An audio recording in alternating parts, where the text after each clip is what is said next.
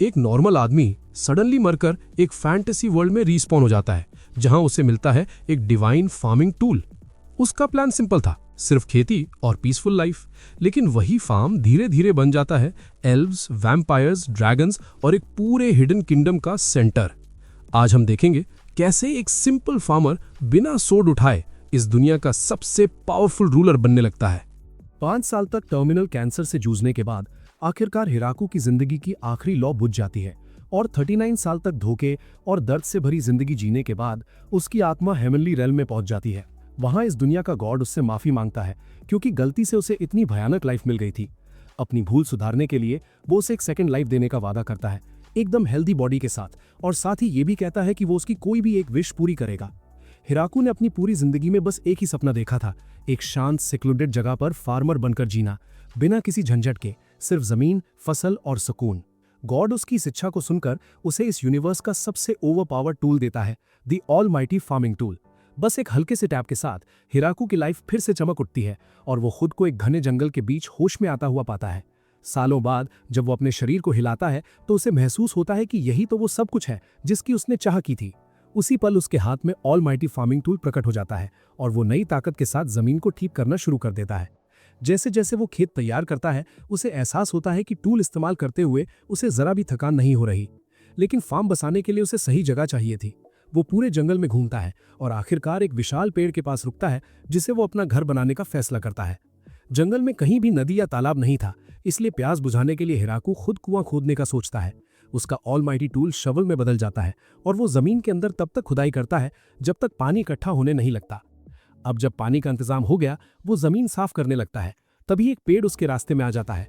पिछले जीवन के एक्सपीरियंस के साथ वो उसे स्ट्रैटेजी से काटने की कोशिश करता है, लेकिन ऑलमाइटी एक्स की एक ही वार में पेड़ तुरंत गिर पड़ता है और वो भागकर अपनी जान बचाता है। पहला ओक लॉग मिलते ही वो उसे अपने मैलेट से 4 ओक प्लैंक्स में बदल देता है। सारे लॉग्स को क्राफ्टिंग टेबल से प्लैंक्स में बदलते बदलते सूरज ढलने लगता है और हिराकू घबरा जाता है कि आग कैसे जलाए। फायरवुड ना होने की वजह से वो पूरी रात उसी विशाल पेड़ में एक खोखला हिस्सा तराशता रहता है। पहले तो उसे लगता है कि मिट्टी की झोपड़ी बना लेता, लेकिन फिर याद आता है कि इस दुनिया में न्यूटन ग्रेविटी इन्वेंट कर चुका है, तो वो खुद को जिंदा गाड़ने का रिस्क नहीं लेना चाहता। अगली सुबह वो फायरवुड इकट्ठा करता है और पहली बार आग जलाता है ताकि वही गलती दोबारा ना हो। दूर दूर तक पेड़ काटते हुए एक दिन से ज्यादा हो चुका था, लेकिन हिराकू को न तो थकान महसूस हुई न ही भूख। ये था उसके ऑलमाइटी टूल का कमाल। और जैसे ही वो जंगल साफ करने आगे बढ़ने वाला होता है, अचानक एक मॉन्स्टर रैबिट उसकी तरफ दौड़ पड़ता है, लेकिन अपनी जबरदस्त स्टिक से वो उसे पल भर में ढेर कर देता है। स्क्यूअर्स खाते हुए उसे थोड़ी गिल्ट होती है कि उसने उसे मार दिया। फिर वो सोचता है कि काश उसके पास खाने के लिए कोई होती, मतलब खाना बनाने के लिए हो। खाना बाहर तो आना ही था, इसलिए हिराकू एक इनोवेटिव टॉयलेट बना डालता है। प्राइवेसी के लिए एक छोटा सा शेल्टर भी जोड़ देता है। सब कुछ सेट होने के बाद वो खेत जोतना शुरू करता है और पूरा दिन इसी सोच में बिताता है कि सबसे पहले कौन सी वेजिटेबल्स लगाए। शाम होते होते वो थक चुका था, इसलिए तय करता है कि सीड्स ढूंढने कल निकलेगा।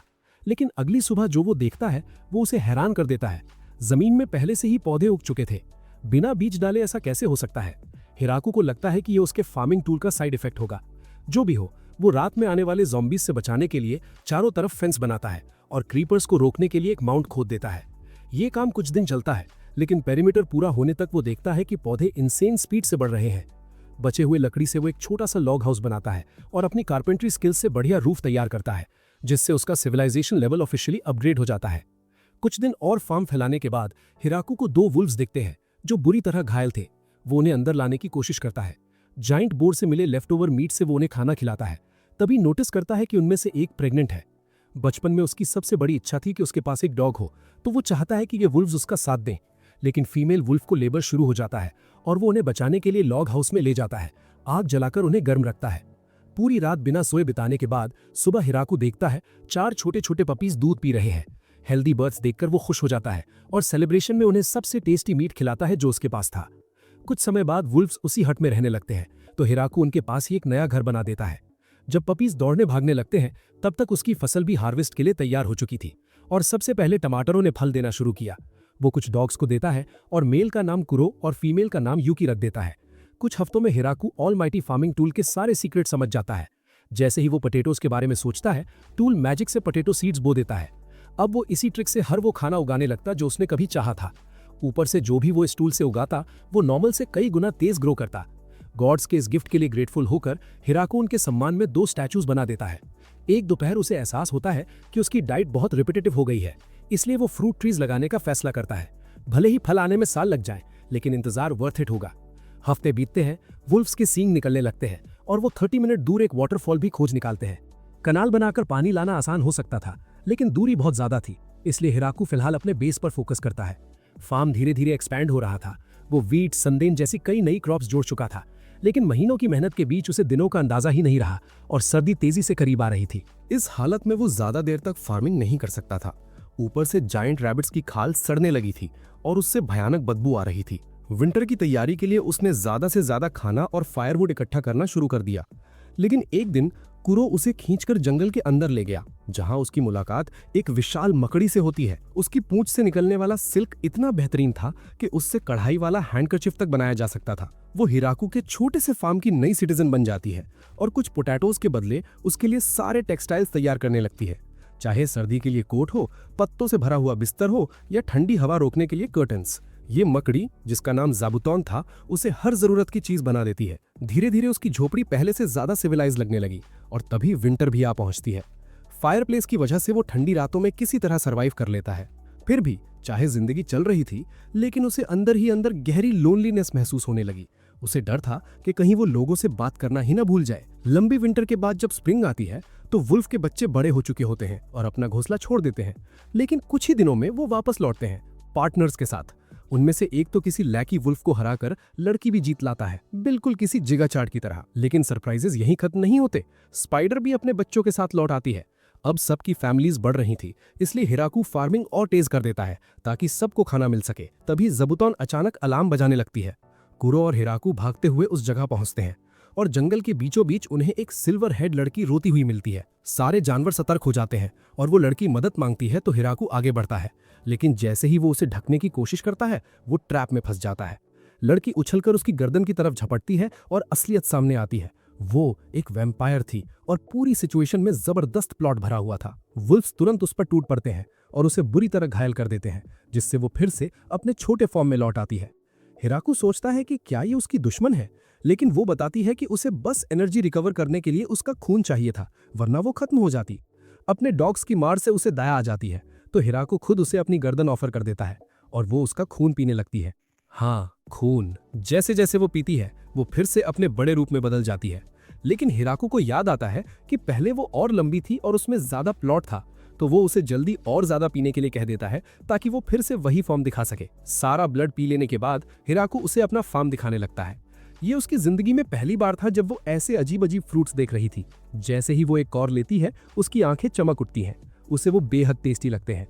हिराकू को अच्छा लगता है कि कोई उसके उगाए खाने को एंजॉय कर रहा है, क्योंकि इतने लंबे समय बाद उसे पहली बार कोई इंसान मिला था जिसके साथ वो इस लोनली दुनिया में वक्त बिताना चाहता था। घर लौटकर वो सोचता है कि आज का दिन कितने सरप्राइजेस से भरा हुआ है और क्या ऐसा फिर कभी होगा। उसका नाम लूलू लेसी था और वो पूछती है कि क्या वो फ्यूचर में उससे मिलने आ सकती है, लेकिन हिराको कुछ और ही सोच चुका था। वो उससे पूछता है कि क्या वो यहीं हमेशा के लिए उसके साथ रहेगी। वो नहीं चाहता था कि ये बस एक रात की बात बनकर रह जाए। उसे डर था कि वो और साल अकेले नहीं झेल पाएगा और वैम्पायर होने से भी उसे कोई फर्क नहीं पड़ता। लू को लगता है कि वो शादी का प्रपोजल दे रहा है और वो घबरा जाती है। हिराकू समझ जाता है कि उसने गलत समझ लिया, लेकिन फिर वो बात संभालने की जगह और आगे बढ़ जाता है और सचमुच उससे शादी करने की गुहार लगाने लगता है। लू मुस्कुरा देती है और कहती है कि वो हमेशा उसके साथ रहना चाहती है। वो उसे खींचकर बेड की तरफ ले जाता है। अगले दिन वो अपनी ऑलमाइटी हो से खेती करता है और नई जिंदगी के साथ दिन बिताता है। दोनों साथ बैठकर उगते पेड़ों को देखते हैं। तभी ज़ाबुतौन फिर से अलार्म बजा देती है। हिराकू दौड़ता है और सोचता है कि ये डेजा वू क्यों लग रहा है।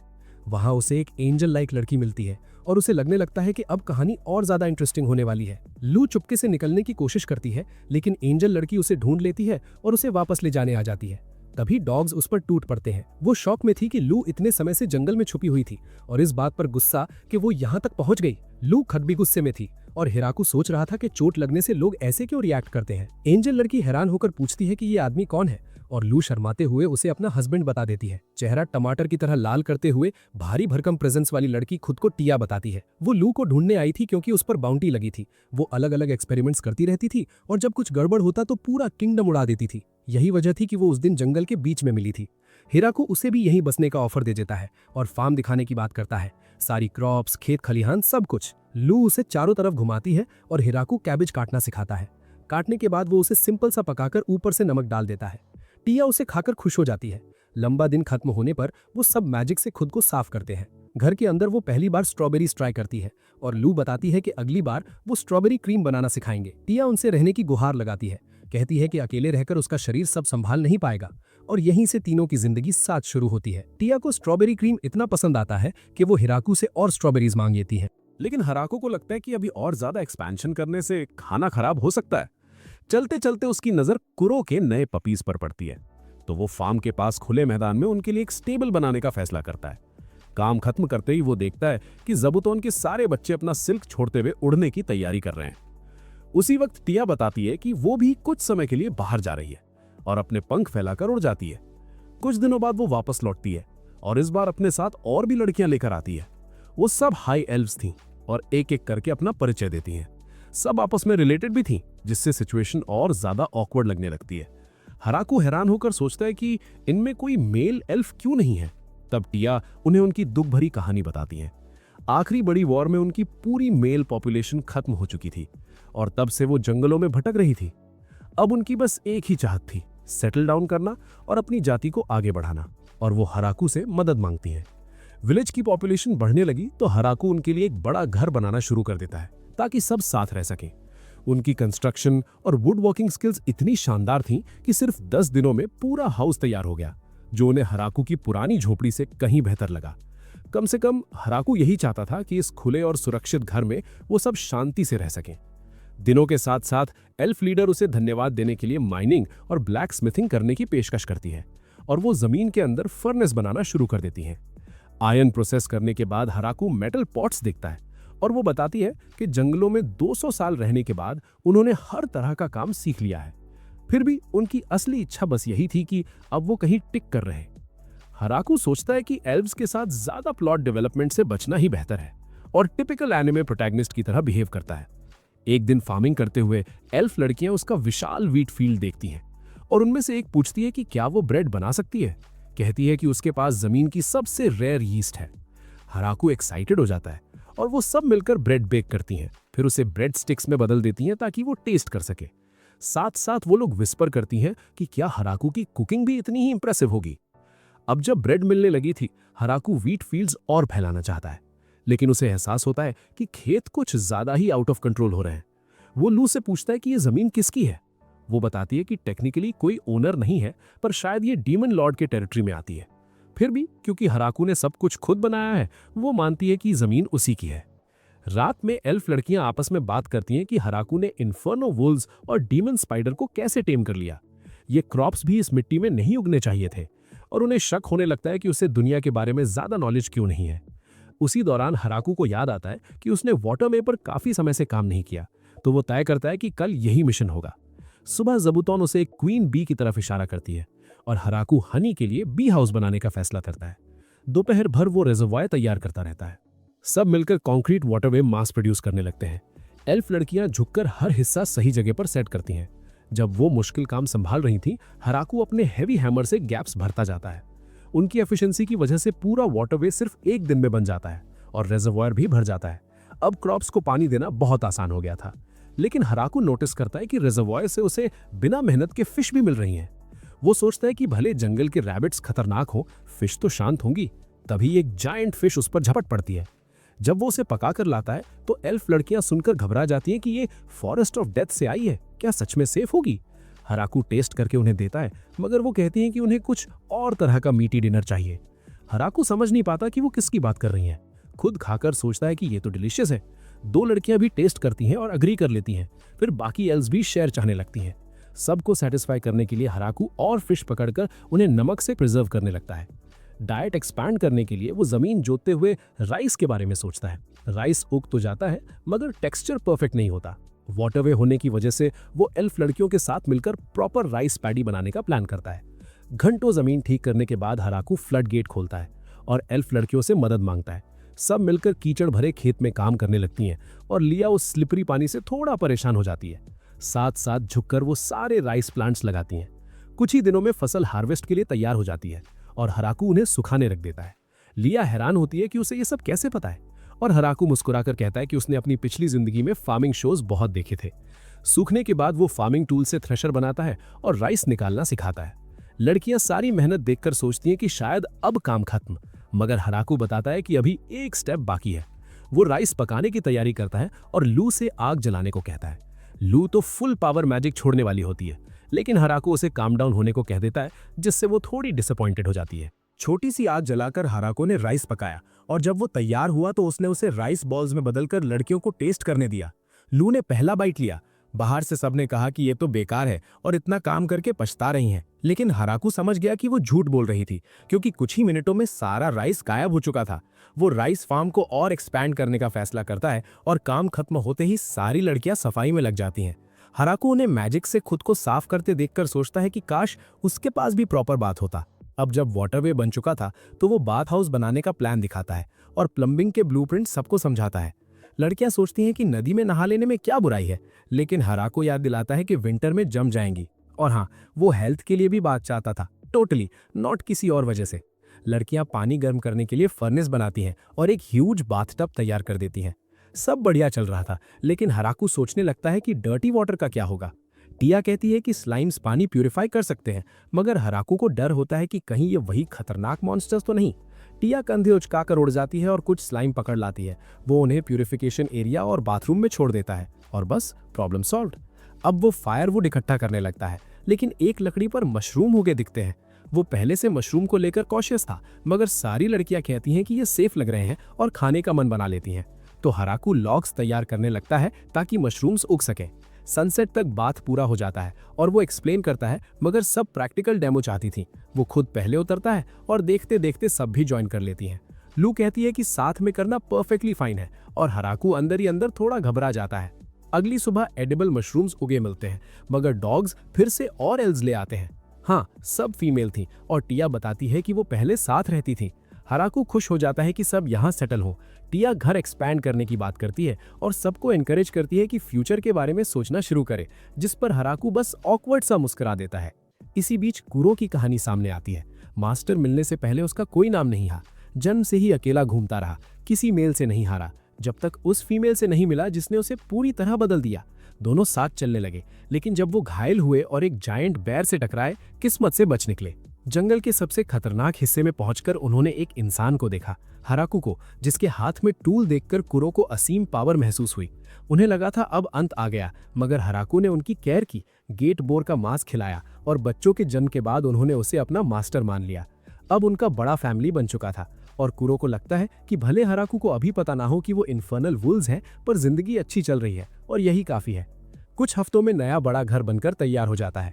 अंदर की सुंदरता देखकर हराकू खुद चौंक जाता है। मेन रूम के सामने डाइनिंग हॉल, पीछे किचन, साइड्स में एक्स्ट्रा स्टोव्स और सेलर इतना बड़ा कि विंटर के लिए भरपूर स्टोरेज हो। ऊपर गर्ल्स के अलग अलग रूम्स थे, मगर हराकू को एक कमरे पर लगा जायंट बोल्ट थोड़ा अजीब लगता है। एंट्रेंस पर वो गॉड स्टैचूज के साथ डॉग स्टैचूज भी लगा देता है। फिर वो किचन में नई रेसिपी की तैयारी करता है। लड़कियां पूछती हैं क्या बनेगा और वो बोलता है करी। सब अंदर ही अंदर सोचती हैं कि बस एक और एक्सपेरिमेंट होगा, और स्पाइसेस लेने जाते हुए उन्हें नए प्लांट्स दिखते हैं। हराकू मुस्कुरा देता है, ये भी उसके ऑलमाइटी फार्मिंग टूल का ही कमाल था। इस टूल की मदद से वो ऐसे प्लांट्स भी उगा सकता था जो किसी भी क्लाइमेट में सर्वाइव कर लें। स्पाइसेस के लिए उसे क्यूमिन चाहिए था, हाँ वही जीरा, एंड देखते ही देखते फूल खिल चुका था। अगला प्लांट था टर्मरिक, और गर्ल्स की मैजिक से सारे स्पाइसेस जल्दी ड्राई हो गए। आखिर में कोरिएंडर और सिलेंट्रो चाहिए थे। डॉग्स भी सूंघने आए, मगर सिलेंट्रो की स्मेल लेते ही डर के मारे भाग गए। थोड़ा सा ब्लैक पेपर और कायेन इकट्ठा करने के बाद हराकू फाइनली कुकिंग के लिए रेडी था, मगर नोटिस करता है कि बाकी लड़कियां बोर्डम में उसे छोड़कर चली गई हैं। किचन में वो सोचता है कि क्या सिर्फ लिया ही उसकी मदद करेगी, और लिया कैजुअली बोल देती है कि उसकी फिगर बाकी सबसे बेहतर है। हराकू इग्नोर करता है और काम में लग जाता है। मीट पकाया जाता है, सीजनिंग ट्राई होती है, तभी उसे रियलाइज होता है कि वो एक जरूरी चीज भूल गया है, नान। उसे खुद पर गुस्सा आता है कि ये कैसे मिस हो गया। सब मिलकर ब्रेड रोल करते हैं और एक माउंटेन भर नान बनने के बाद करी फाइनली कंप्लीट होती है। सारी लड़कियां टेस्ट करने आती हैं और पहली नजर में बोल देती हैं कि ये तो वियर्ड लग रहा है, मगर हराकू उन्हें एंकरेज करता है। लू और टिया पहला बाइट लेती हैं और ड्रामेटिक वे में कंप्लेन करती हैं कि टेस्ट भी अजीब है, लेकिन कुछ ही देर में सब सेकंड सर्विंग लेने दौड़ पड़ती हैं और हराकू कंफ्यूज हो जाता है कि अगर इतना खराब है तो सब पेट भर भर कर क्यों खा रही हैं। विंटर पास आ रही थी और ज्यादातर समय इंडोर बिताना होगा, इसलिए हराकू वीक्स तक फायरवुड जमा करता है। ज़ाबुतोन ठंड में ट्री के ऊपर हाइबरनेट करने वाला था, तो वो उसे पोटैटोज देता है और एक्स्ट्रा ब्लैंकेट्स भी रखता है। वेजिटेबल्स प्रिजर्व करने के लिए वो एक स्पेशल बॉक्स बनाता है जिस पर ब्लैंकेट डाली जाती है ताकि स्नो नेचुरल फ्रीजर की तरह काम करे। इतना सब करने के बाद भी वो सोचता है काश उसे भी कभी मैजिक यूज करने का चांस मिले। रात को लू उसे इग्निशन स्पेल सिखाने की कोशिश करती है और कहती है कि पहली बार में मुश्किल समन ना हो पाना नॉर्मल है। हराकू उसकी तारीफ करता है कि वो मल्टीपल गोलम्स बुला सकती है और लू कैजुअली बोल देती है कि उसकी ताकत टिया से बेहतर है। हराकू को लगता है कि सब मैजिक में अमेजिंग है और वो सिर्फ फार्मिंग कर पाता है, मगर लू उसे रोक कर कहती है कि असल में सबसे अमेजिंग वही है। अगर वो ना होता तो ये पूरा विलेज ही नहीं चल पाता और वो रोज सबको खाना खिला पा रहा है क्योंकि वो इतना मेहनती है। उसकी बात सुनकर हराकू थोड़ा इमोशनल हो जाता है। विंटर की पहली फ्रॉस्ट पड़ती है और स्नो जमा होने लगता है। इंडोर टाइम बढ़ने पर हराकू कुछ क्लासिक गेम्स बनाता है, रिवर्सी और चेस। वो रूल समझाता है। लू को ये सिंपल लगते हैं, मगर टिया कहती है कि सिंपल रूल्स ही कॉम्प्लेक्स चैलेंजेस बनाते हैं। हराकू टिया से एग्री करता है तो लू अनॉय होकर उसे चैलेंज कर देती है। 2 घंटे बाद टिया ऑलमोस्ट हारने वाली होती है। उसके हाथ तक कांपने लगते हैं, मगर वो प्रिटेंड करती है कि पीसेस फिसल गए और गेम रीसेट करना पड़ेगा। फिर मैजिक से सब मोहरे ठीक उसी जगह रख देती है और बोलती है कि बच्चे की तरह खेलना एम्बैरेसिंग है। हराकू देखता है कि बाकी गर्ल्स रिवर्सी आराम से खेल रही हैं और कुरो भी बेस्ट मूव पॉइंट कर रहा है। उसे शौक लगता है कि वुल्स रूल समझ रहे हैं और जब वो उन्हें चेस खेलते देखता है तो क्यूट लगने के बावजूद उनमें इंटेंस ऑरा महसूस करता है। लू कॉन्फिडेंट होकर वुल्स को चैलेंज करती है, मगर जीत नहीं पाती। फिर महाजोंग शुरू होता है और हराकू सोचता है कि कॉम्प्लिकेटेड रूल्स में उसका अपर हैंड रहेगा, लेकिन सारी लड़कियां मिलकर उसे भी हरा देती हैं। कुछ हफ्तों बाद बोर्ड गेम से बोर होकर वो लकड़ी से बोलिंग सेट बना देता है। सिंपल होने के बावजूद सब एंजॉय करती हैं और विंटर धीरे धीरे गुजरने लगता है। उसका बनाया हुआ क्रिएटिव रेफ्रिजरेटर भी काम कर रहा था और स्नो मेल्ट होने तक वो आराम से खाना एंजॉय करते हैं। स्प्रिंग आते ही ज़ाबुतोन अलार्म बजाता है, किसी जायंट मॉन्स्टर के आने का सिग्नल। हराकू आसमान की ओर देखता है और एक मैसिव क्रीचर उड़ता दिखता है। टिया कामली बोलती है, ये ड्रैगन नहीं, वाइवर्न है। वाइवर्न जोर से दहाड़ता है और ट्री पर फायर ब्लास्ट की तैयारी करता है, लेकिन टिया मुश्किल से उसे रोक पाती है। कुछ आग के गोले फिर भी गिर पड़े और लिया बाकी सबके साथ मिलकर उन्हें बुझाने दौड़ पड़ी। हराकू सोचने लगा कि इस हालात में वो क्या कर सकता है। बस किसी भी तरह सबको प्रोटेक्ट करना चाहता था। जैसे ही उसने मुट्ठी भींची, अचानक उसके हाथ में एक स्पीयर प्रकट हो गया। उसने उसे आसमान की तरफ ताना और पूरी ताकत से फेंक दिया। स्पीयर सीधी वाइवर्न के डिफेंस से टकराया और उसे चीरते हुए उसके पंख फाड़ डाले। हराकू ने दूसरा वार किया जो सीधा उसके चेस्ट में लगा और वो मॉन्स्टर जमीन पर गिर पड़ा। फॉरेस्ट के अंदर जाकर हराकू ने उसकी डेड बॉडी देखी और सोचा क्या किसी ने जानबूझकर इसे उन पर हमला करने भेजा था। लेकिन वाइवर्न इतनी रेयर और वैल्यूएबल क्रीचर होती है कि टिया को लगता है ये बस अकेला भटका हुआ वाइल्ड मॉन्स्टर रहा होगा। हराकू को इंसिडेंट अनलकी लगता है, मगर फिर उसके दिमाग में आता है क्या इसका मीट खाया जा सकता है। घर लौटकर टिया बताती है कि वाइवर्न मीट इस दुनिया की सबसे रेयर डेलिकेसीज में से एक है। हराकू स्टेक बनाता है और टेल से स्टू तैयार करता है। गर्ल्स पहली बार मान लेती हैं कि हराकू ने सच में कुछ अमेजिंग पकाया है और उसे अच्छा लगता है कि वो फाइनली इंप्रेस्ड है। लू को फिर भी कुछ अजीब लगता है। वो सोचती है कि क्या टिया हराकू के स्पीयर को रोक पाती। टिया जवाब देती है कि इम्पॉसिबल है क्योंकि वो स्पीयर वाइवर्न की बैरियर तक तोड़ चुका था। हराकू बीच में पूछ बैठता है, क्या मेरी कुकिंग में कुछ प्रॉब्लम थी, शायद बोन्स ठीक से नहीं निकाले। टिया हंसते हुए बोलती है कि कुछ नहीं, वो उसके बोन्स खाने की बात नहीं कर रही थी। उधर डेमिन किंगडम में वाइवर्न के मारे जाने की खबर पहुंच चुकी थी। नॉर्मली ऐसे मॉन्स्टर को गिराने के लिए पूरी ऑर्गेनाइज्ड आर्मी चाहिए होती है। काउंट जब सच्चाई कंफर्म करता है तो जनरल्स पैनिक में आ जाते हैं, कोई रिजाइन करने की बात तक करने लगता है। साउथ में ड्रायम की लेयर से गुची ने अटैक अपनी आंखों से देखा था। उसे यकीन हो गया कि हराकू का स्पीयर तो ड्रैगन्स के किंग को भी घायल कर सकता है। अगली सुबह हराकू सोचता है कि उनकी मील्स में अब भी कुछ मिसिंग है, ग्रेप जूस। वो सारी एल्फ गर्ल्स को बुलाता है ग्रेप्स हार्वेस्ट करने के लिए और जूस निकालने को एक डिवाइस बनाता है जिस पर चढ़कर ग्रेप्स क्रश किए जाते हैं। टिया और लिया पैर डुबो कर ग्रेप्स दबाती हैं। स्टिकी लिक्विड बहने लगता है। दोनों फिसलकर एक दूसरे पर गिर पड़ती हैं और खुद को पूरी तरह जूस में लथपथ देखती हैं। रिदम बनाए रखने के लिए एक एल्फ सजेस्ट करती है कि पुराने गाने गाए जाएं। जूस और तेज निकलने लगता है। टिया लू और हराकू को भी ज्वाइन करने को कहती है। पूरा दिन ग्रेप्स क्रश होते रहते हैं और बैरल्स के ऊपर यीस्ट डाल दिया जाता है ताकि फर्मेंटेशन शुरू हो सके।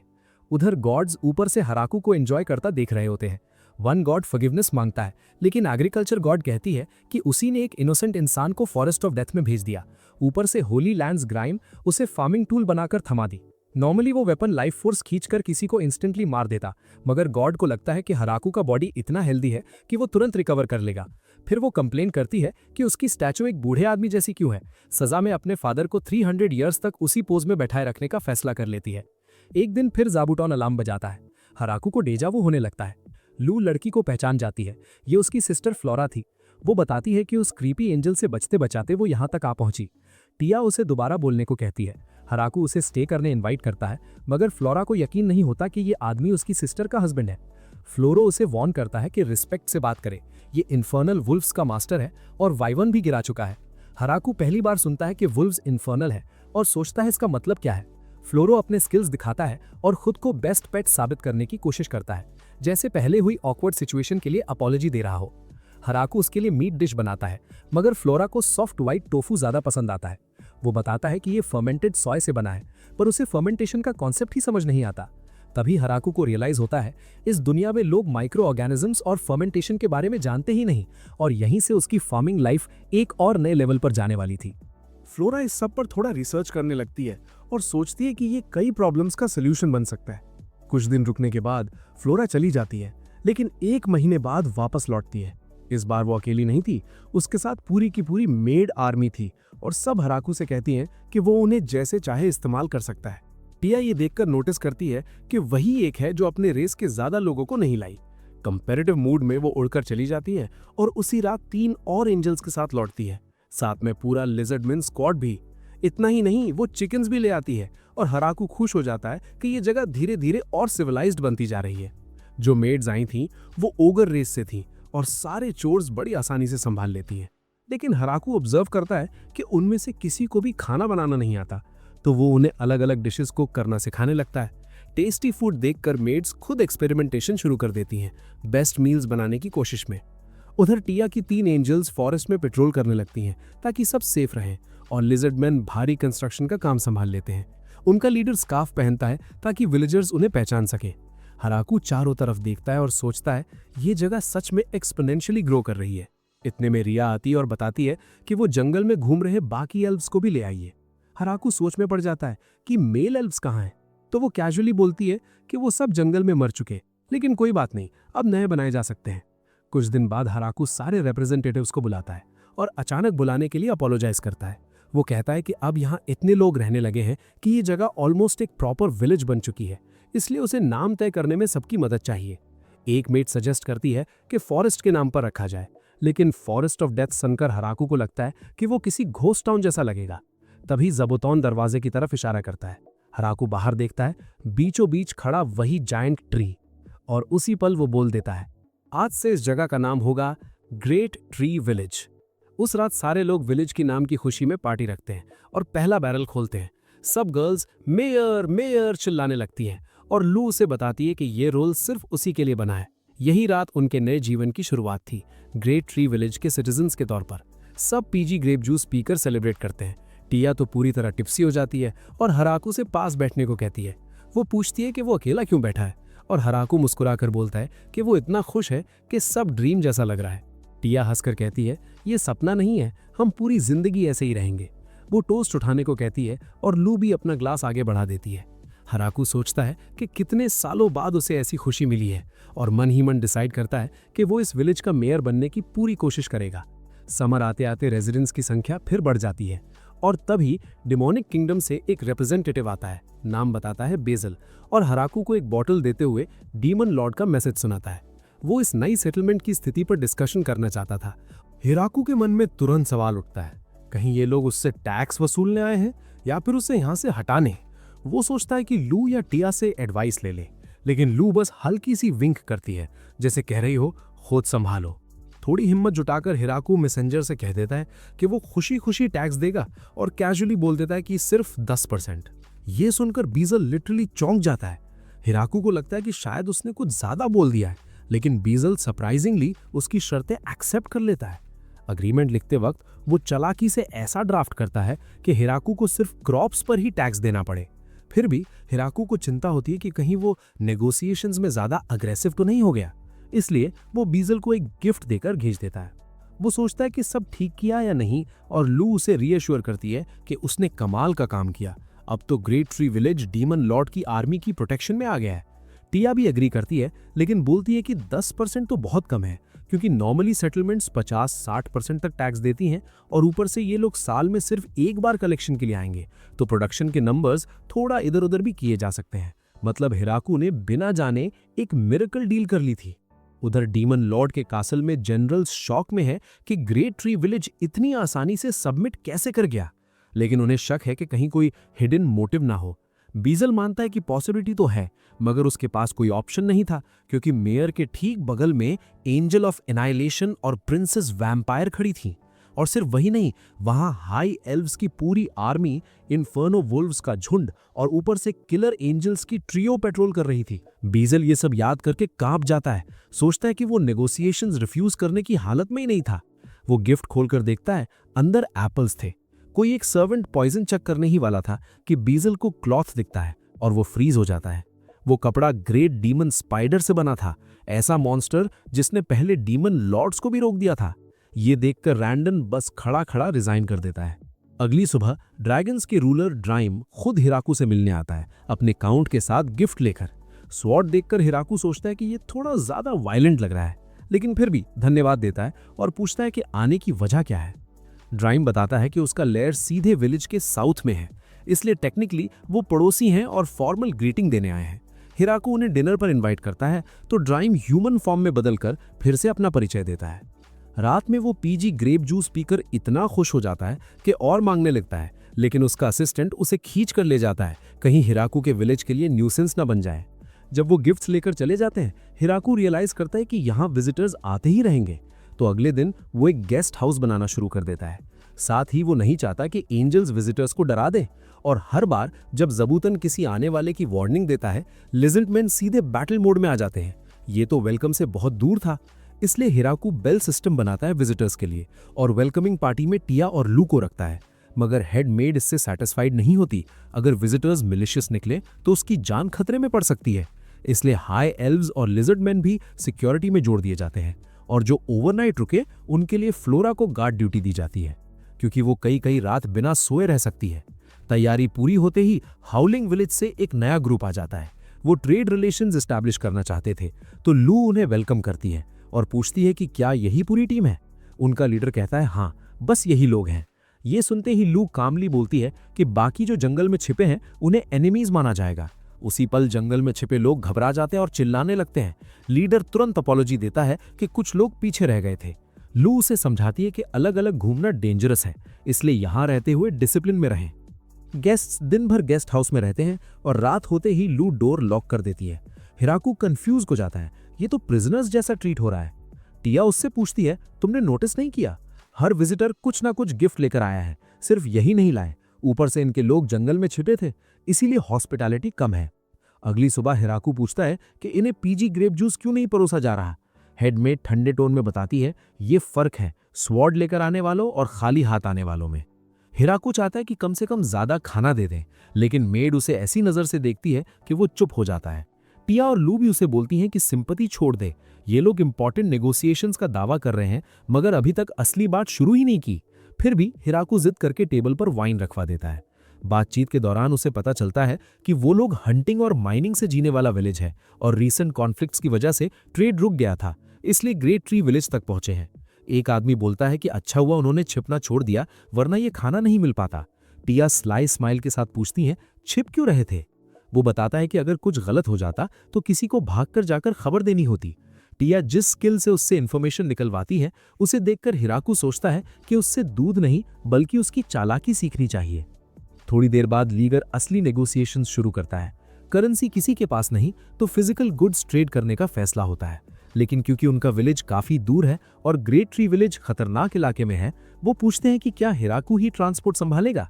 इतनी दूरी सोचकर हिराकू डिसाइड करता है कि कूरो और बाकी वुल्फ्स कैरेज के साथ सामान पहुंचा सकते हैं। वो अग्री करता है और आखिर में पूछता है, तो आज ट्रेड के लिए तुम लोग क्या लाए हो। वो आदमी हिराकू को दिखाता है कि वो लोग ओर से कैसी सिल्वरवेयर और ग्लास वर्क बनाते हैं, और हिराकू तुरंत सोचता है कि ये सामान उनकी डेली लाइफ को काफी अपग्रेड कर सकता है। बदले में वो लोग खाने पीने का सामान चाहते थे, जिस पर हिराकू खुशी खुशी अग्री कर जाता है। यहीं से उनकी ट्रेड रिलेशनशिप की शुरुआत होती है। जाने से पहले लीडर माफी मांगता है कि वो कोई गिफ्ट लेकर नहीं आए। उनके गांव में ऐसी ट्रेडिशन कभी रही ही नहीं, इसलिए वो वादा करता है कि अगली बार जरूर कुछ लेकर आएगा, भले ही वो लग्जरी आइटम ना हो, क्योंकि उनका गांव गरीब है। हिराकू मुस्कुराते हुए बोल देता है कि साइज मैटर नहीं करता, दिल होना चाहिए। किसे पता था कि क्वांटम फिजिक्स का प्रोफेसर अपनी सेकंड लाइफ में भी पर्सुएशन में छोटा मोटा एक्सपर्ट निकलेगा। कुछ ही समय बाद हाउलिंग विलेज के साथ पहला ट्रेड डे आता है। और लड़कियां हिराकू से कहती हैं कि वो पीछे ही रहे क्योंकि टिया रिप्रेजेंटेटिव बनने वाली है। ड्राइम ग्रेप जूस के एक बैरल के बदले सबको वहां ले जाने के लिए तैयार हो जाता है। धीरे धीरे ड्राइम ग्रेप जूस के लिए रेगुलरली आने लगा और हर बार कोई ना कोई ट्रेजर साथ लाता, इसलिए हिराकू उसे देखकर हमेशा खुश हो जाता। वो ग्रेप जूस के लिए थैंक्स बोलकर उड़ जाता है। कुछ दिन बाद टिया लौटती है और बताती है कि सारा ट्रेड सक्सेसफुली हो गया। शुरुआत में वहां के लोग उस खाने से हेजिटेंट थे क्योंकि उन्होंने पहले कभी ऐसा फूड नहीं देखा था, तो उसने फ्री सैंपल्स बांटे और थोड़ी ही देर में सबको वो पसंद आने लगा। उन्होंने तो वो वाइन भी बेच दी जो ड्राइम के लिए रखी थी, इसलिए हिराकू प्रॉमिस करता है कि आज रात उसे और ज्यादा ग्रेप जूस देगा। टिया ये भी बताती है कि वहां के मेयर ने पूछा है कि क्या कुछ विलेजर्स ग्रेट ट्री विलेज में आकर रह सकते हैं। कुल मिलाकर 20 लोग हैं और सब यंग महिलाएं। कितना कन्वीनियंट है। हिराकू को लगता है कि अगर यही चलता रहा तो गांव का फ्यूचर अटक जाएगा, क्योंकि डॉक्टर रिस तो असल में इंसल निकलेगा और किसी के साथ प्लॉट डेवलप नहीं करेगा। वो रिलक्टेंटली मान जाता है, मगर कंडीशन रखता है कि कम से कम 2 यंग मैन भी होने चाहिए। अगले हफ्ते बीस्ट गर्ल्स अपना परिचय देती हैं और कहती हैं कि वो मेंटली प्रिपेयर्ड है कि हिराकू उन्हें जैसे चाहे इस्तेमाल करे, बस उन्हें अबैंडन ना करे। हिराकू ऑकवर्ड सा बोल देता है कि वो अलाबामा से है तो चिंता की कोई बात नहीं, वो रिलेटेड नहीं है, और कहता है कि वो सबका ख्याल रखेगा। वो पूछता है कि यंग मैन लाए या नहीं, और सामने सिर्फ 3 लड़के दिखाई देते हैं। ये उसकी उम्मीदों जैसा तो नहीं था, लेकिन वो प्रे करता है कि फ्यूचर में यही इस विलेज को बचाएंगे। कुछ समय नए रेजिडेंट्स के साथ रहने के बाद हिराकू नोटिस करता है कि यहाँ लगभग हर कोई मैजिक इस्तेमाल कर सकता है, यहाँ तक कि छोटे स्लाइम्स भी। वो इम्पॉसिबल चीज़ों पर ज़्यादा ध्यान ना देकर फार्मिंग पर फोकस करता है। तभी अचानक अर्थक्वेक आता है। एक एंजल उड़ती हुई आती है और बताती है कि ब्लडी वाइपर और ग्रैपलर बेयर आपस में लड़ रहे हैं। वो वॉर्न करती है कि इससे विलेज पर असर पड़ सकता है और उसे बैटल साइट तक ले जाती है। रास्ते में हिराकू सोचने लगता है कि इनका टेस्ट कैसा होगा। उनका जायंट साइज देखकर वो एंजल से बोलता है कि उसे और तेज उड़ाकर वहां पहुंचाए। वो झपट्टा मारती है और एक ही स्लैश में हिराकू दोनों को खत्म कर देता है। किलर एंजल्स भी शॉक में पड़ जाती हैं कि उसने लेजेंडरी बीस्ट को एक हिट में गिरा दिया। घर आकर वो मीट को पीजी ग्रेप जूस में पकाने लगता है और लड़कियां दुखी हो जाती हैं कि उनका ग्रेप जूस वेस्ट हो गया। वाइपर को वो फ्राई करता है और उसे लगता है कि टेस्ट बिल्कुल फ्राइड चिकन जैसा है। उसे महसूस होता है कि कुछ मिसिंग है, तो रात में वो फ्लोरा से फर्मेंटेशन स्टडीज के बारे में पूछता है। वो बताती है कि अभी तक कोई खास प्रोग्रेस नहीं हुई। हिराकू को समझ नहीं आता कि ऐसा कैसे पॉसिबल है, लेकिन वो प्रॉमिस करती है कि एक्सप्लोजन्स मिनिमम रखेंगी। मुर्गियों ने आखिरकार एग्स दे दिए, तो हिराकू उन्हें फेंटता है, नमक और विनेगर डालता है, थोड़ा ऑयल मिलाकर मेयोनेज बना देता है। तभी ड्वार्फ्स का एक ग्रुप आता है जिनका लीडर डोनोवन होता है। वो पीजी ग्रेप जूस के बारे में सुनकर आए थे और माफी मांगते हैं कि उनके पास पैसे नहीं है, लेकिन उनके पास ऐसी टेक्नोलॉजी है जिससे best testing Russian style drinks बनाई जा सकती हैं। डिस्टिलेशन से वो हिराकू को एक नया काइंड ऑफ स्मूदी पिलाते हैं और हिराकू सोचता है कि ये तो उससे भी ज्यादा स्ट्रांग है जितनी जोर से उसके डैड कभी उसे मारते थे। डोनोवन का ग्रुप विलेज में ही रुक जाता है ताकि और पीजी स्मूदीज बना सके, और हिराकू बीस्ट गर्ल्स और ड्वार्फ्स के वेलकम में पार्टी रखता है। ड्राइम फिर से ड्रिंकिंग मोड में आ जाता है और लू खुश होती है कि वो अकेले ही विलेज को रिच बना रहा है। उसका असिस्टेंट उसे बांधकर खींच ले जाता है और ड्वार्फ हिराकू को उन्हें शेल्टर देने के लिए थैंक्स बोलता है। पीते पीते हिराकू रियलाइज करता है कि यहाँ अब उसके अलावा भी एक ओल्ड मैन है, तो वो पूछ बैठता है कि क्या किसी लड़की ने उसकी आंख पकड़ ली। ड्वार्फ हंसकर कहता है कि सब प्रिटी है, लेकिन उसे तो पूरी दाढ़ी वाली महिलाएं पसंद है। हिराकू सोचता है कि शायद इन लड़कियों को उसकी छोटी पर्सुएशन आखिर देखनी ही पड़ेगी। अगली सुबह एक ड्रैगन सीधे विलेज की तरफ उड़ता है और हिराकू उसे गिराने की तैयारी करता है, लेकिन ड्राइम बीच में आकर उसे नॉक कर देता है। तभी तीसरा ड्रैगन खतरनाक ऑरा के साथ आता है और हिराकू स्पीयर फेंककर ड्राइम को बचाने की कोशिश करता है। आखिरी पल में ड्रैगन डॉज कर लेता है और ड्राइम का असिस्टेंट बताता है कि वो एनिमीज नहीं है।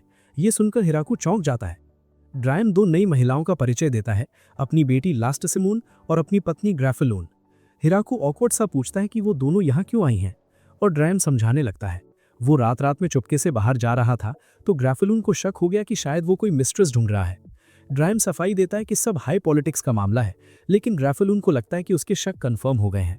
ड्राइम हाथ जोड़कर बोलता है कि कंक्लूजन्स पर मत जाओ, ऊपर से उसके पास भी छोटी पर्सुएशन है, तो अफेयर करने की हिम्मत तो वो कर ही नहीं सकता। हिराकू माफी मांगता है कि उसने सिचुएशन और बिगाड़ दी, लेकिन ड्राइम कहता है कि गलती उसकी नहीं थी और दोनों को अपॉलॉजी करने के लिए बोलता है। लास्टसिमून विलेज को ऑलमोस्ट जलाने के लिए सॉरी कहती है और ग्रैफेलून हिराकू को ऑलमोस्ट रोस्ट करने के लिए जब उसने उसकी बेटी पर स्पीयर तान दी थी। सब ठीक होने पर हिराकू खुश हो जाता है। जाने से पहले ड्राइम अपनी पत्नी से पूछता है कि क्या वो समझती है कि वो क्या कर रहा था। भले ही उनकी नंबर्स कम हो, हिराकू का स्पीयर अकेले ही पूरे किंगडम को गिरा सकता है। ग्रैफेलून मानती है कि अगर ज़बूतौन जैसे उसके पुराने दोस्त ने वॉर्न न किया होता तो वो स्पीयर डॉज ही नहीं कर पाती।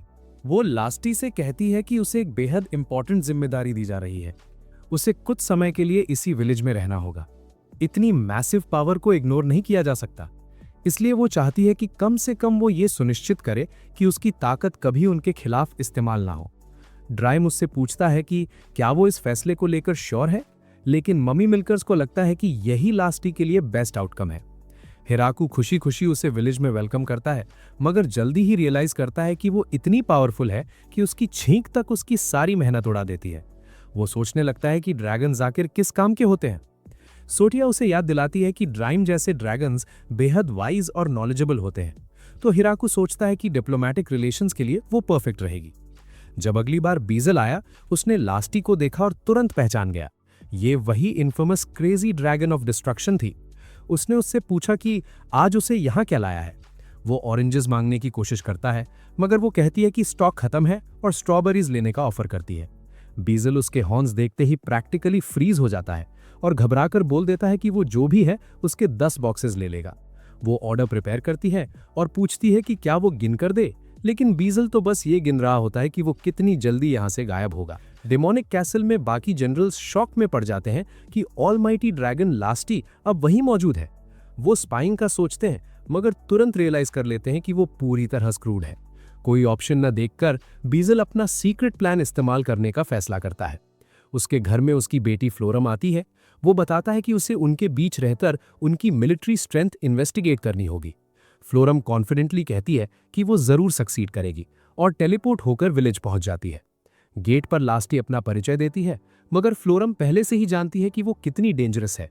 घूमते हुए फ्लोरम नोटिस करती है कि यहाँ कितनी अलग अलग रेसेस है, लिजर्ड मैन, ओगर्स, बीस्ट मैन, यहाँ तक कि ड्वार्फ्स भी।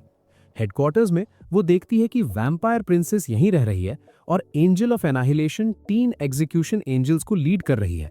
हाई एल्व्स भी हैं, वही जो मेन को किडनैप करती हैं।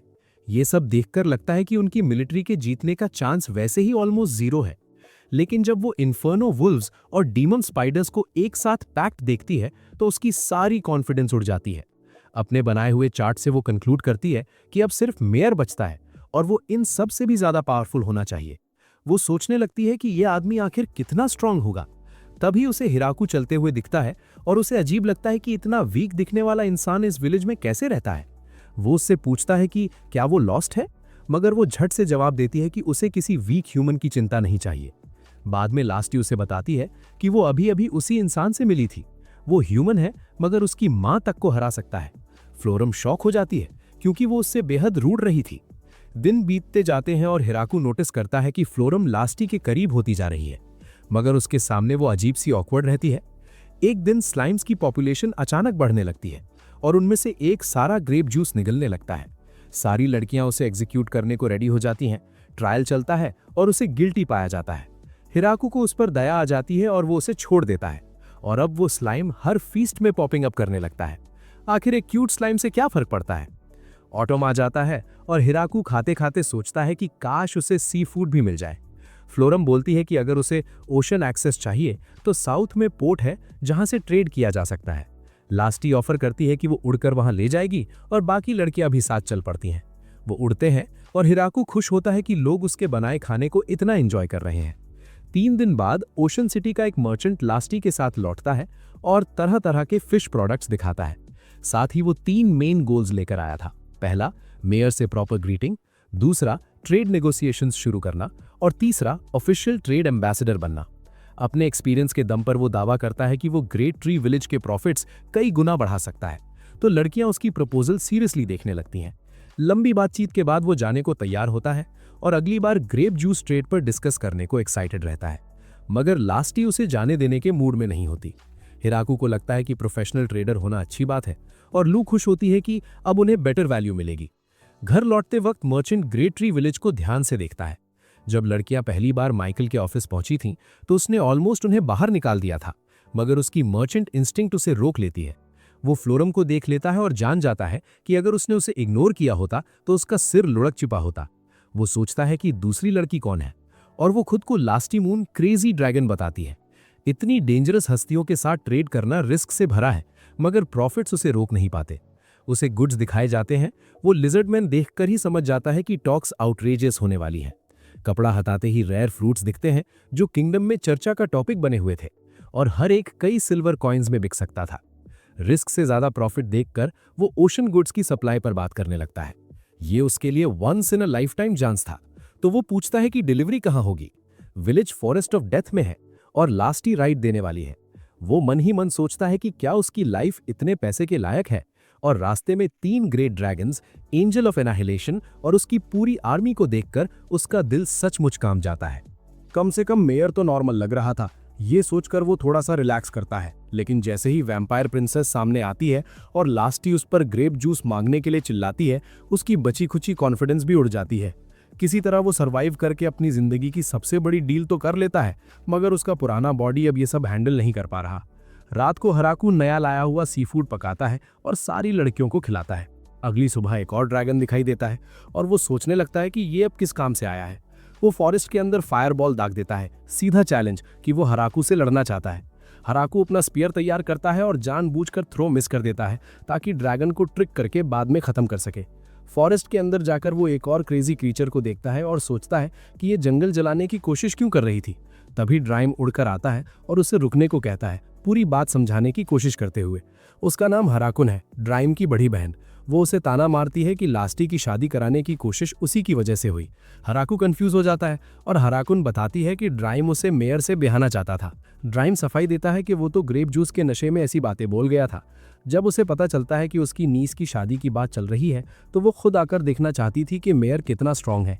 आखिर उसे अनफेयर लगता है कि उससे 900 साल छोटी लड़की पहले शादी करने जा रही है। वो मजाक मजाक में उसे टीज करती है और हराकू ऑकवर्ड होकर उसका सिर दबा देता है और उसे शांत होने को कहता है। खैर वो सब छोड़ो, कमेंट सेक्शन में बस rip the slime I can't stop crying spam कर देना। फेक फैंस कभी एक्सपेक्ट नहीं करेंगे। डिनर खाते खाते हराकुन महजोंग खेलने का प्रपोज करती है, वो भी किसी वेजर के साथ, मगर उनके पास बेट करने के लिए कोई सामान नहीं होता। हराकू सोचता है कि कहीं ये कोई स्ट्रेंज प्लॉट रिमूवल महजोंग तो नहीं, और सब एक्साइटेड होकर खेल शुरू कर देते हैं। कुछ राउंड्स बाद ही वो खुद को बेहद ऑकवर्ड सिचुएशन में पाता है।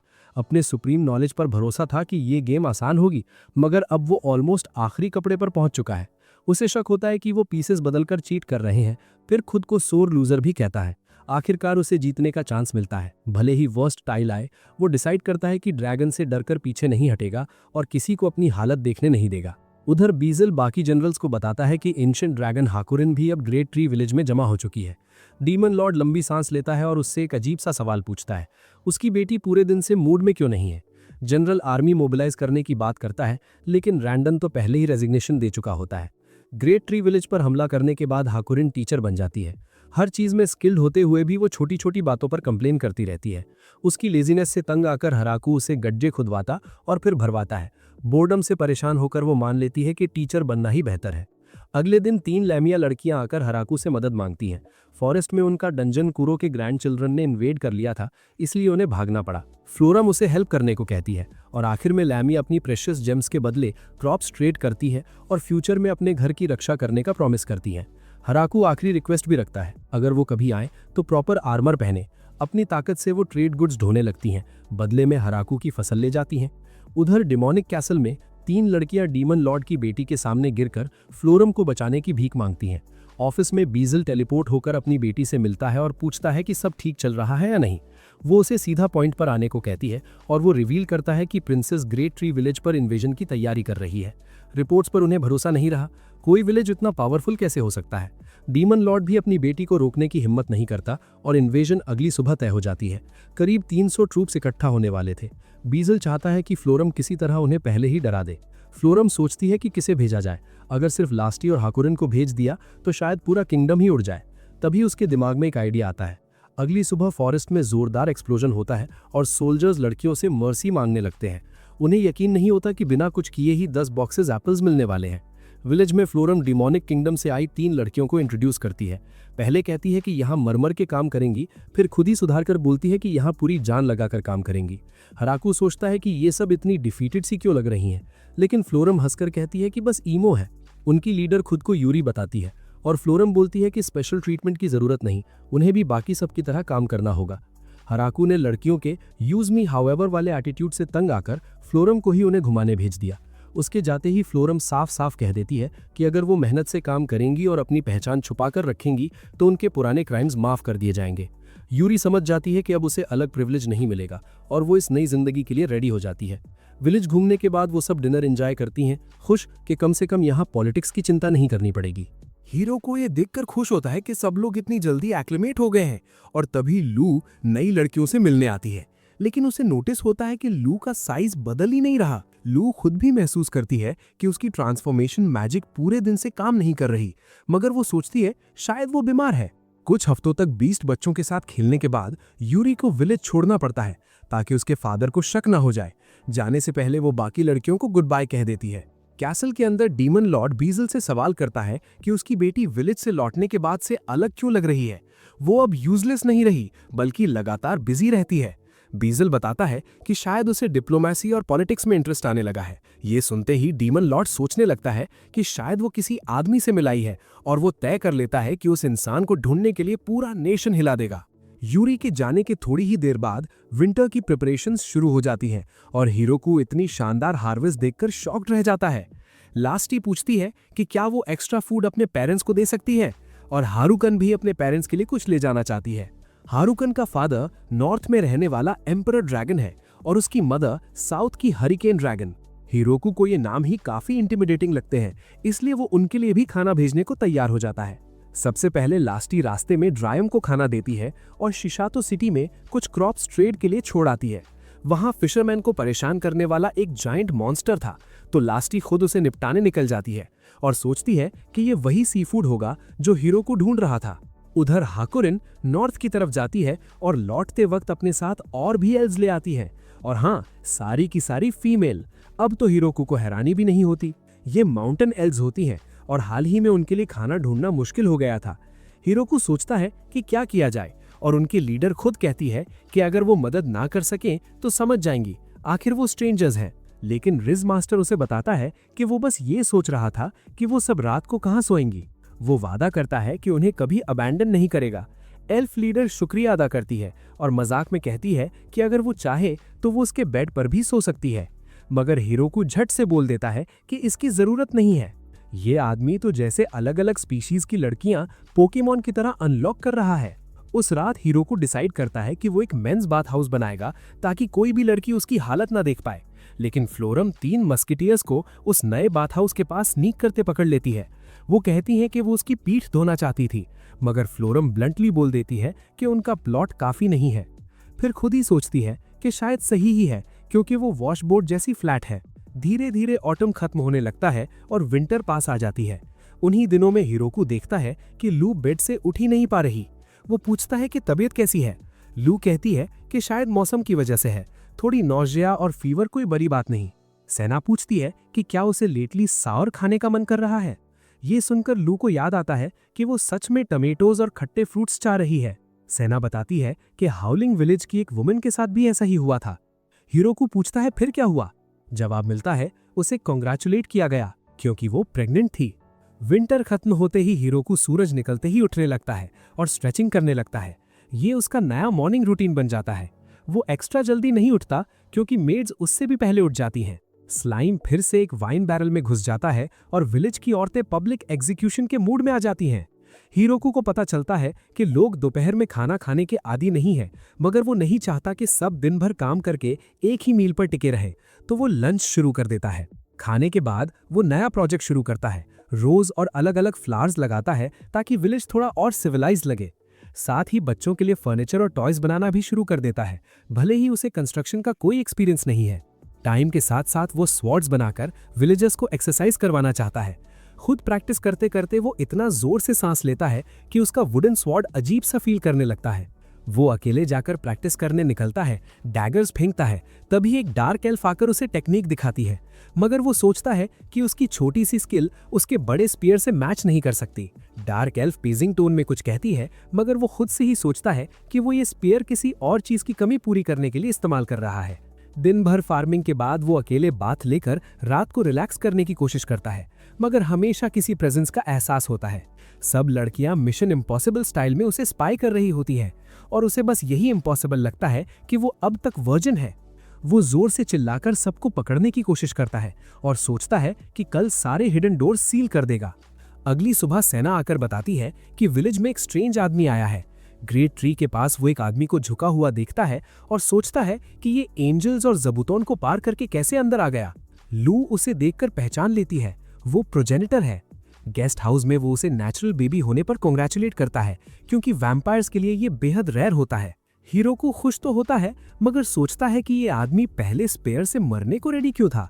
प्रोजेनिटर बताता है कि वो स्टैचू से अट्रैक्ट हुआ था। वो 4000 साल से ज्यादा जी चुका है और पैदा होने से पहले गॉड से मिलने की बात भी याद करता है। हालांकि एग्जैक्ट रूप भूल चुका है, क्योंकि वो बार बार अपनी मेमोरीज इरेज करता रहता है। वो स्टैचू को अपने पास रखना चाहता है, मगर हिरोकू मना कर देता है, जिससे उसका दिल टूट जाता है। बदले में हिरोकू उसे नया स्टैचू बनाने का ऑफर करता है और वो फिर से ओवर एक्साइटेड हो जाता है। जाने से पहले वो पूछता है कि ये स्टैचू कितने का पड़ेगा, मगर हिरोकू साफ कह देता है कि गॉड को बेचा नहीं जा सकता। प्रोजेनिटर वादा करता है कि वो किसी और तरीके से कॉम्पनसेट करेगा। ग्रेट कैथीड्रल में प्रीस्ट उसे 50 साल बाद लौटने पर वेलकम करता है और वो स्टैचू मंदिर के सबसे खास हिस्से में रखवा देता है। पेमेंट लेने से हिरोकू ने मना कर दिया था, इसलिए वो अपने नेशन का सबसे फैंसी पियानो गिफ्ट में भेज देता है। गांव की सारी लड़कियों ने सोचा कि पियानो बजाना सीखकर रिस गॉड को इम्प्रेस कर पाएंगी, लेकिन जैसे ही उसे खोला सबकी हवा टाइट हो गई। इतना महंगा इंस्ट्रूमेंट तोड़ दिया तो। इसी डर में सब हिरोकू से रिक्वेस्ट करती हैं कि कोई पुराना पियानो ला दो जिसमें प्रैक्टिस हो सके। माइकल के साथ थोड़ी नेगोशिएशन के बाद आखिरकार वो उनके लिए एक दूसरा पियानो अरेंज कर देता है। पूरा विलेज मिलकर प्रैक्टिस करने लगता है, लेकिन हिरोकू की रातों की नींद उड़ जाती है। उसी बीच साल की सबसे बड़ी हार्वेस्ट आ जाती है। सुबह भर काम करने के बाद लू उसे लंच के लिए बुलाती है। वो देखती है कि वो कितना मेहनत कर रहा है, तो उसके ड्रिंक में एक आइस क्यूब डाल देती है और सॉफ्टली बोलती है कि खुद को ज्यादा मत थकाओ।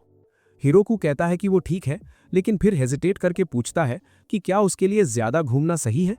लू मुस्कुराकर रीअश्योर करती है कि सारी लड़कियां उसे एक्सरसाइज करने के लिए इनकरेज कर रही हैं, ताकि डिलीवरी के वक्त उसका बॉडी स्ट्रांग रहे। इतने समय बाद भी हिरोकू को यकीन नहीं होता कि उसके पेट में सच में एक बच्चा है। डिनर के दौरान सब अंदाजा लगाने लगती हैं कि बेबी कितना भारी होगा और हर कोई लू की मदद करने की बात करता है। लू कहती है कि सब कुछ ठीक है, बस उसे पीजी ग्रेप जूस नहीं पी पाने का थोड़ा दुख है। जबूतौन तो बेबी शावर के लिए पहले ही एक्साइटेड दिखता है। मेयर ऑफिस में ट्रियो एंजल्स आकर बताते हैं कि विलेज का मोराल गिर रहा है, सब टूटने वाले हैं। इसलिए वो हिरोकू से रिक्वेस्ट करते हैं कि सारे ग्रेप जूस स्मूदीज बेच दिए जाएं। उनका बस एक ही मकसद है, लू को कंफर्टेबल रखना। हिरोकू को उनकी भावना अच्छी लगती है, लेकिन वो सोचता है कि सारा जूस बेचना मिस्टेक होगा। वो सबको समझाता है कि थोड़ा और एज होने दो, टेस्ट और बेटर हो जाएगा। फींड्स ये सुनकर खुश हो जाते हैं, लेकिन ड्वार्फ्स डिसअपॉइंटेड दिखते हैं। उन्हें लगने लगता है कि अब कोई उनके स्मूदीज नहीं पीना चाहता। डोनोवन वादा करता है कि अब वो उसमें वो वाइट क्रीमी चीज नहीं डालेगा। हिरोकू सिचुएशन एक्सप्लेन करता है और डोनोवन राहत की सांस लेता है कि उसकी स्पेशल क्रीम वजह नहीं थी। हिरोकू उसे रीअश्योर करता है कि उसका जूस सच में ग्रेट है, लेकिन अंदर ही अंदर सोचता है कि ये सीक्रेट वाइट क्रीम आखिर है क्या। ड्वार्फ हंसते हुए कहता है कि ये सीक्रेट है और अगर सच में जानना हो तो सॉल्टी बिस्किट नाम का गेम खेलना पड़ेगा। हिरोकू डिसाइड करता है कि ना जानना ही बेहतर है। कई हफ्तों तक विलेज में शांति रहती है, मगर हिरोकू का ध्यान सिर्फ अपनी वाइफ पर होता है। डिलीवरी का वक्त करीब है और वो टेबल पर रखा हुआ वो रेयर फ्लावर देखता है जो टिया और बाकी एंजल्स लाई थी। एक आइसी माउंटेन पर उगने वाला बेहद रेयर फूल। डार्क एल्व्स की लीडर आकर माउंटेन एल्फ मेडिसिन देती है, जिसे सबसे बेस्ट माना जाता है। लास्टी अपने फादर के ट्रेजर रूम से एक प्रेशियस पेंडेंट देती है। वुल्व्स शिकार का खाना लाते हैं। जबूतौन के बच्चे बेबी क्लोथ्स गिफ्ट करते हैं। एन पुडिंग लाती है। लिया फ्लावर क्राउन देती है और लेजी हारुकेन तक एप्पल्स छीलने की ऑफर कर देता है। फ्लोरा अपने सिस्टर के लिए टोमेटो और टोफू मीसो सूप लाती है और हिरोकू खुश हो जाता है कि आखिरकार उसने मीसो बना लिया। लिजर्ड लीडर माफी मांगता है कि वो ठीक से मदद नहीं कर सकता क्योंकि वो अंडों से पैदा होते हैं, मगर फिर भी अपने ब्लड की ब्लेसिंग देता है ताकि बच्चा स्ट्रांग हो। इतने सारे गिफ्ट्स के बीच हिरोकू एक वुडन मैलेट नोटिस करता है। लू बताती है कि डोनोवन ने बनाया है, कहती है जल्दी ही काम आएगा, और तभी बोलते बोलते उसे पेट में अजीब सी फीलिंग होती है और वो रियलाइज कर लेती है टाइम आ गया है। सारी मेड्स टॉवल्स लेके दौड़ पड़ती हैं। हिरोकू दूसरे कमरे में बेचैन खड़ा रहता है, खुद को हेल्पलेस महसूस करते हुए। कुछ कर ना पाने की हालत में वो बाहर जाकर ग्रेट ट्री को देखता है, फिर उस छोटी केव में जाता है जो उसने शुरू में बनाई थी। उस रात 2 चांद तेजी से चमक रहे थे। ठीक वैसे ही जैसे उसकी पहली रात में, जब वो यहाँ बिल्कुल अकेला था। तब वो आइसोलेशन में जीना चाहता था, मगर अब जब सब उसके साथ है, उसे यकीन हो जाता है कि यही वो लाइफ है जो वो चाहता था। वक्त जैसे ब्लर हो जाता है, उसे ठीक से याद भी नहीं रहता कि उसके बाद क्या हुआ। वो बस धुंध सी हालत में लू के पास पहुंचता है और पहली बार अपने बच्चे को देखता है। लू उसे पास बुलाकर कहती है कि उसे गोद में लो। हिरोकू कांपते हाथों से बच्चे को सीने से लगाता है। उसकी मुस्कान देखते ही सब कुछ रियल लगने लगता है। वो सच में पिता बन चुका था। अपने पिछले वर्ल्ड में बीमारी से जूझते हुए उसने यही चाहा था कि उसका बच्चा कभी वो दर्द ना झेले। वो अपने बेटे से कहता है कि स्ट्रांग बनना, लेकिन लू उसका हाथ पकड़कर बोलती है कि वो दोनों मिलकर उसे स्ट्रांग बनाएंगे। दोनों अपने बेटे का नाम एल्फ्रेड रखते हैं।